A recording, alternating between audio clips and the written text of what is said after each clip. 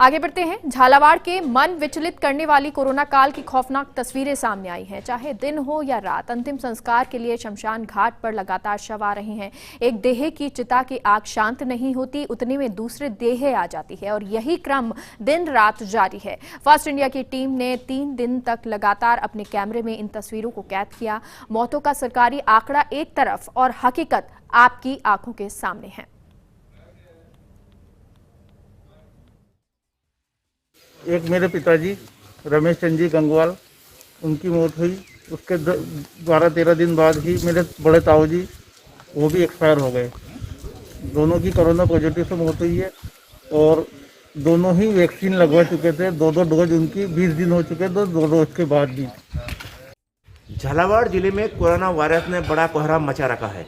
बात करें तो लगातार लोगों की मौत हो रही है। शमशान घाट में जगह नहीं है। सुबह से ही लेकर देर रात तक शव का दाह संस्कार होता रहता है। हम इस वक्त झालरापाटन के शमशान गृह पर बात करते हैं कुछ लोगों से जो यहाँ पर पहुँचे हैं। वहाँ सब लगातार लोगों की मौतें हो रही है। लगातार आप देखा जा रहा है, पहले कभी गिने चुने लोग आते थे, अब तो आजकल लगातार कंटिन्यू आ रहे हैं। लगातार संख्या बढ़ती जा रही है और संख्या कम होने का बिल्कुल नाम ही नहीं है। ये हमारे लिए बहुत दुखदायी बात है। ऐसा नहीं होना चाहिए। और जो लोग बार बार कहते हैं कि भाई सोशल डिस्टेंसिंग, मास्क को पहनना या सैनिटाइज करना, इनका उपयोग पूरी तरह से ये जो व्यक्ति कर रहा है उसके साथ में ये हादसा कम हो रहा है। जो लोग थोड़ा सा इसके पालना नहीं कर रहे हैं उनके साथ में ये हादसा ज़्यादा हो रहा है। तो पूरी तरह से हर व्यक्ति को इसके लिए पूरा तरह से ध्यान देना चाहिए।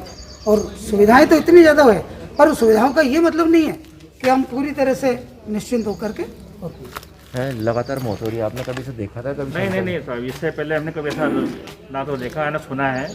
और पहले कभी 6 महीने में, साल भर में कभी अगर आना होता था तो आज कोई एक समाज में कोई मिल, लेकिन अभी तो सवेरे पता लगता है कि आज ये मर गया, कल सुबह रात को ये मर गया, दिन में ये मर गया। कई बार तो दिन में 2-2 बार आना हो रहा है साहब। इससे ये हो रही है। लगातार मौतें हो रही है। देखा जाए रात को आजकल 10 का कभी शाम के बाद नहीं होता, लेकिन आजकल पहले हमने यही सुना है और सुनता आ रहा है कि शाम के बाद, सूर्यास्त के बाद दाह संस्कार नहीं होता है। आज तो इतना भी टाइम नहीं है कि पता नहीं बॉडी को रात भर रखेंगे तो कितने और संक्रमित हो सकते हैं। इसलिए रातों रात दाह संस्कार करना पड़ रहा है।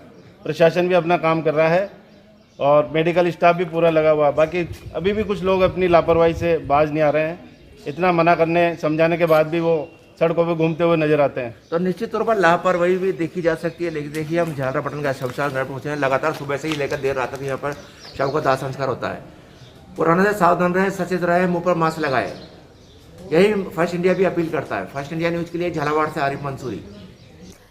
और हमारे साथ सहयोगी आरिफ मंसूरी जुड़ गए हैं झालावाड़ से। आरिफ, तो तस्वीरें आपने बताई, लोगों से बात भी की और उनका ये कहना भी कि जो स्थिति है अभी अच्छी नहीं है। ऐसे में, क्योंकि आप जब शमशान घाट पहुंचे थे, किस तरह की वहां तस्वीरें थी? क्या लगातार जिस तरह से रिपोर्ट आपने दी कि लोग आ रहे हैं, एक चिता शांत नहीं होती, दूसरी चिता जलने लग जाती है, तब क्या तस्वीरें हैं वो एक बार बयां करें। मेघा, आपको बता दूं, तस्वीरें चुकाने वाली है या कहें मन को कसौजने वाली है।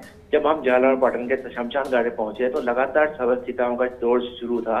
एक चिता आती है, इसको दाह संस्कार होता है, दूसरे चिता नंबर पर लग जाती है। कह सकते हैं लगातार नंबर एक के बाद एक नंबर आ रहा था। लोग परेशान थे, मायूस थे, करे तो क्या, कोरोना से कैसे पार गए।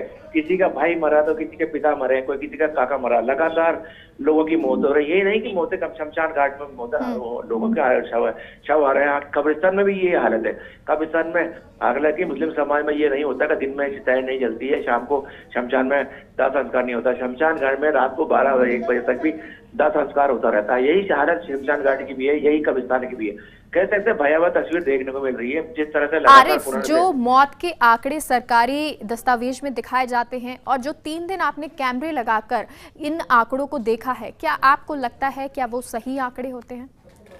देखिए, प्रशासन का काम है सत्यता छुपाना या कहें जो मेन मुद्दा है उसको बचाना, क्योंकि प्रशासन में नहीं चाहता कि मौत के सही आंकड़े सामने आए।